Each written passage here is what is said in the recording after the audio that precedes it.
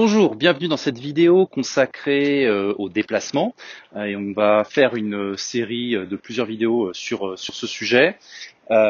Aujourd'hui, on va se consacrer déjà à la position de base et ensuite aux déplacements frontaux. Alors, les positions de base. La position de base, ça va être d'avoir les pieds un peu plus larges que la largeur des épaules. L'objectif, c'est pas que vous soyez ici, parce que là, du coup, vous n'allez pas être stable. C'est pas non plus d'être très fente en avant, parce que là, du coup, vous allez perdre en capacité de réaction au niveau de vos changements d'axe et de pivot et de choses comme ça. Donc ça va être un peu plus large que la largeur des épaules. Vous allez avoir les pieds à 45 degrés. Donc vous voyez, j'ai pas les pieds de face et j'ai pas les pieds non plus de côté. Donc je suis à 45 degrés. Je vais avoir les talons.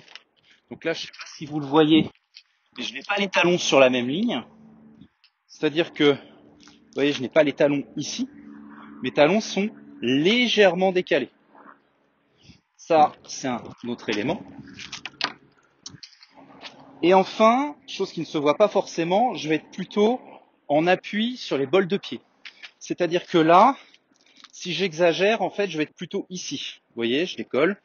Voilà, pour pouvoir gagner en dynamisme et en réactivité au niveau des impulsions que je vais pouvoir mettre. Donc dans la pratique, je décolle pas les talons autant, j'ai bien les pieds au niveau du sol, mais par contre, au niveau de mon poids de corps, je vais être plutôt sur l'avant, plutôt au niveau de mes bols de pied. Et au niveau de la position de mon corps, je vais pas être en arrière, vous voyez, je vais pas avoir le dos arc-bouté comme ça, je vais pas non plus être au centre, je vais être légèrement vers l'avant. Et ça va me donner un dynamisme au niveau de mes déplacements. Et je vais être vers l'avant même quand je recule. C'est-à-dire que là, si je recule, je suis, vous voyez, plutôt vers l'avant. Si je recule, je vais être également plutôt vers l'avant. Donc ça, c'est la position de base. Après, au niveau de la garde en haut, bon, ça c'est un autre sujet, puisque que vous soyez avec arme ou à main nue, etc., il y a plein de variations. Ça va pas forcément être le sujet là où on va vraiment se concentrer sur les jambes. Donc au niveau de la garde, c'est celle-ci. L'idée, c'est que avant chaque déplacement, je suis dans cette garde au niveau de mes jambes. Après chaque déplacement, je suis de retour dans cette position. Ça va devenir plus clair quand on va commencer à travailler les déplacements en eux-mêmes. Le premier déplacement, l'objectif, ça va être de casser la distance, de s'ajuster à la distance de l'autre. Ça va être juste le pas en avant. Donc là, ça va être juste, j'avance et ma jambe arrière suit. J'avance la jambe avant, la jambe arrière suit. Vous voyez, comme ce que je disais tout à l'heure, un peu plus large que la largeur des épaules avant mon déplacement, un peu plus large que la largeur des épaules après mon déplacement. C'est-à-dire que quand j'avance, je laisse pas traîner une jambe derrière. Donc je vais être ici, je vais pouvoir le faire en avant, ou je vais pouvoir le faire en arrière. Ce genre de choses, ça va me permettre de casser la distance. Bon, là, on est plus sur un pas chassé, mais ça va me permettre de casser la distance ou d'en sortir. C'est le premier déplacement. Ça va aussi, mais il n'y a pas forcément c'est pas forcément des grands pas. Ça peut aussi être juste, vous voyez, ce genre de choses. Voilà, je veux juste ajuster parce que je suis un peu trop loin, un peu trop près, notamment quand je vais vouloir faire des clés, des applications. Des fois, je vais être un peu trop près et donc du coup, typiquement, je vais pas avoir un membre en extension, des choses comme ça. Donc du coup, ma clé va pas être forcément bien marcher. Il va falloir que j'ajuste un petit peu. Donc ça, c'est un truc un peu fréquent. Mais de même avec arme, c'est ce qui va vous permettre d'ajuster la distance à laquelle vous pouvez vous faire frapper. Souvent en escrime, vous voyez ce genre de choses. C'est-à-dire que j'ajuste. Voilà. C'est-à-dire que ici, je sais que je me fais toucher. Je recule juste ça et donc je sais que je ne me fais pas toucher. C'est la recherche de la distance juste, la distance à laquelle on ne se fait pas toucher et à laquelle on peut revenir le plus rapidement possible dans l'attaque. Donc ça, c'est le premier déplacement, juste, pas en avant, pas en arrière. Ensuite, deuxième déplacement, on va avoir le pas chassé. Là, le pas chassé, l'idée, c'est de rentrer vraiment beaucoup plus dans l'attaque, casser la distance. Je vais être en largo, Là, je vais être dans une distance où on jauge un petit peu, etc. Et à un moment donné, je vais rentrer dans l'attaque. Ça va me permettre de gagner de la distance rapidement, en avant ou en arrière si c'est moi qui me prends une attaque et que je veux sortir. D'accord. Donc là, l'idée, quelle que ça va être ma jambe arrière. Bon, ça c'est un pas que vous voyez partout dans tous les styles, mais donc j'ai ma jambe arrière, donc pareil, un peu plus large que la largeur de mes épaules, au niveau du déplacement de mes pieds. La jambe arrière rejoins la jambe avant avance et je suis de nouveau un peu plus large que la largeur de mes épaules. Que ce soit en avant ou en arrière. Ici. Donc ça, c'est, voilà, je le fais également de face. Voilà, le pas chassé. L'idée, c'est de vraiment rentrer dans l'attaque. Voilà, tout droit. Je rentre, ou alors il y a quelque chose qui arrive un peu vite, je sors. Après, il y a toute la partie où je sors de l'axe, mais là aujourd'hui, on va vraiment se concentrer sur les déplacements frontaux. Donc ça, c'est le deuxième déplacement. C'est vraiment, voilà, je veux rentrer. À un moment donné, on s'observait, mais à un moment donné, faut casser la distance. Je veux passer de largo à médio ou de médio à largo. C'est ça souvent que je vais utiliser. Ensuite, troisième déplacement, qui prend surtout son sens quand on va avoir deux armes. Alors, que ce soit à main nue, on va considérer que c'est deux armes, hein, jab cross, mais ce sera peut-être plus parlant avec des bâtons. Là, l'idée, ça va être d'attaquer, mais en changeant de jambe. Donc ma jambe arrière va devenir ma jambe avant.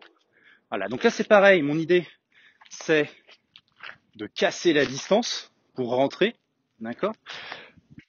C'est plus lourd, c'est-à-dire que là je vais mettre plus de poids de corps, parce que justement, j'ai ce changement d'axe, j'ai ce changement de distance, j'ai ce changement de garde. Et avec ce changement de garde, du coup, je vais pouvoir mettre plus de puissance dans mes frappes. Par contre, c'est un peu lent. C'est-à-dire qu'à la différence de ce genre de choses pas chassé, où en fait, en plus, ma ligne des épaules ne bouge pas et je suis plus difficilement lisible sur ce que je vais faire. Là, quand je vais changer de garde, vous voyez, le fait que la ligne des épaules change fait qu'on va tout de suite comprendre ce que je suis en train de faire. Et si en plus j'ai le malheur d'être un peu large sur une attaque, ça fait un énorme trou, la personne va pouvoir rentrer. Donc, des avantages qui vont être de casser la distance, vraiment rentrer de manière un peu brute et avec puissance. Mais par contre, le désavantage, l'inconvénient, c'est qu'on risque d'ouvrir, on est un peu plus lent et on est plus lisible. Donc du coup, voilà, à choisir en fonction de ce que je veux faire. Bien évidemment, c'est plus intéressant avec deux armes. C'est-à-dire que si j'ai seulement un seul bâton, faire ce genre de choses, alors peut avoir un intérêt ici, mais c'est beaucoup plus restreint. Avec un bâton, je vais souvent rester jambe avant, devant, sauf vous voyez par exemple sur le mouvement qu'on va voir après. Mais globalement, je vais rester avec la jambe avant qui correspond à la main qui tient l'arme. En double bâton, c'est différent. Là, je vais beaucoup plus jouer sur les changements de garde et donc ce genre de choses, voilà, va pouvoir avoir un intérêt. Dernier déplacement frontal. L'OMA. Alors l'OMA, c'est plutôt une esquive. C'est plutôt, voilà, je fais des choses et là, ce qui va se passer, c'est qu'à un moment donné, il y a quelqu'un qui va rentrer, qui va casser la distance et je vais vouloir sortir. Et là, je vais pouvoir notamment reculer ma jambe. Et quand je recule ma jambe, vous remarquez, regardez mes épaules, il n'y a pas que ma jambe qui recule. Il y a aussi la ligne de mes épaules. Et ça peut permettre justement de gérer cette distance juste de là, je me fais toucher, là, je ne me fais pas toucher. Avec mes jambes, j'ai plusieurs possibilités. Je ramène ma jambe avant au niveau de ma jambe arrière. Vous voyez légèrement comme ça. En règle générale, ce qui va se passer, c'est que je vais être sur le bol du pied. Je vais pas être sur le talon, c'est-à-dire que je vais pas ramener ici. Là, je vais être ici et je vais pouvoir revenir. Vous voyez assez rapidement du coup parce que c'est juste une touche. Je peux le faire également plus en profondeur si j'ai besoin de plus reculer. Mais là, l'objectif, c'est de prendre du champ sans bouger cette jambe, donc d'être plus rapide sur mon recul. C'est-à-dire que là, vous voyez, quand je fais un changement de garde, mes deux jambes ont bougé. Là, sur un Loma, il y a juste une seule jambe qui bouge. Et on est donc forcément beaucoup plus rapide, beaucoup plus réactif sur ce genre de choses. Donc là, je peux le faire juste au niveau du pied, ou alors je peux le faire comme ce que je viens de faire, c'est-à-dire beaucoup plus loin. Là, l'idée, c'est, voilà, la personne a essayé de rentrer, il reste une main, je frappe la main au passage. J'ai reculé, et puis derrière, je peux revenir. Donc soit ici, mais là, souvent, ça va être juste, j'ai esquivé un truc qui passait, mais de justesse. Là, ça va être plus, vraiment, je suis à l'aise. Sauf bien évidemment si la personne ne rentre pas plus, parce que si elle enchaîne et qu'elle continue de me mettre de la pression, derrière, il va falloir que j'enchaîne. Alors, par exemple, je peux très bien faire un Loma qui continue de reculer, faire un pas chassé, etc. pour continuer de prendre du champ si besoin. Mais sur la technique de base, ici, voilà. D'ailleurs, vous pouvez souvent vous entraîner, c'est-à-dire que vous faites un ikis ici, vous reculez, vous en faites un deuxième là. Ikis, ikis. Pour travailler ce déplacement-ci. Point important, je ne switch pas mes hanches. C'est-à-dire que là, quand je suis ici, vous voyez, là, c'est toujours la hanche droite qui est devant. C'est-à-dire qu'à partir du moment où je switch, en fait, c'est comme si j'avais fait ce déplacement-ci. D'accord? Et donc, bien évidemment, c'est plus lent, puisque ça nécessite de reculer, plus twist. Alors que là, je me contente juste d'amorcer. Enfin, il y a une troisième version de l'OMA qui consiste à ne même pas poser le pied à l'arrière. C'est-à-dire que je fais le même déplacement, vous voyez juste, je le balance pour utiliser l'équilibre du bâton, pour utiliser l'équilibre du pied, le poids du pied vers l'arrière, mais pour pouvoir revenir plus rapidement. Et là, c'est pareil, je vais pouvoir revenir ici. Ça, c'est très utile en contre. Voilà. Juste, je passe et je laisse revenir. Un peu comme un pendulum. D'accord? Ici. Voilà. Là, ça fait ça. Ici. Je peux le faire en numéro 2 aussi, etc. D'accord? Et bien évidemment, je reviens toujours dans la même position au niveau de mes jambes. Pied à 45 degrés, un peu plus large que la largeur de mes épaules. Vous voyez là, là je suis dans ma position de base. Je fais mon loma. Quand je reviens, je me remets dans ma position de base. Ça, c'est vraiment important. C'est ce qui va vous permettre d'être tout le temps stable sur chaque changement de sur chaque déplacement, sur chaque changement d'axe, etc. Le fait d'être systématiquement dans cette position va faire que vous allez pouvoir faire ce que vous voulez. Tous les changements, etc. Tout ce qu'on va voir plus tard, vous serez à l'aise, puisque à chaque fois que je fais mon déplacement, ici, je suis de nouveau dans une position que mon corps connaît. Le centre de gravité est géré, je suis stable systématiquement et je suis réactif dans mes déplacements. Merci d'avoir suivi cette première vidéo d'une série de 4.